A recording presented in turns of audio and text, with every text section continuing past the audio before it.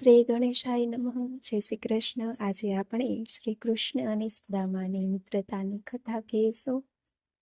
અહીં ભગવાનની એક સુંદર અને પ્રેરણાદાયક ગુજરાતી કથા છે. શ્રી કૃષ્ણ અને સુદામા બાળપણમાં એક જ ગુરુકુળમાં ભણતા હતા. બંને વચ્ચે ગાઢ મિત્રતા હતી. સમય જતાં શ્રી કૃષ્ણ દ્વારકાના રાજા બન્યા, જ્યારે સુદામા ખૂબ ગરીબ બ્રાહ્મણ તરીકે જીવન જીવતા રહ્યા.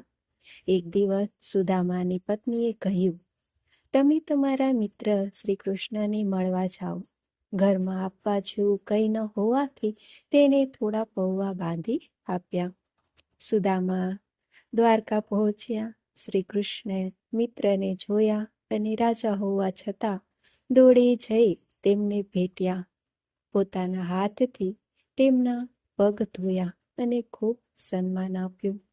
સુદામા શરમાતા પૌવા છુપાવી રહ્યા હતા, પરંતુ શ્રી કૃષ્ણએ પ્રેમથી તે પૌવા લીધા અને આનંદથી ખાધા. સુદામા પોતાના દુઃખ વિશે કંઈ બોલ્યા વગર પાછા ઘરે આવ્યા. ઘરે પહોંચ્યા ત્યારે તેમની ઝૂંપડીના સ્થાને સુંદર મહેલ હતો.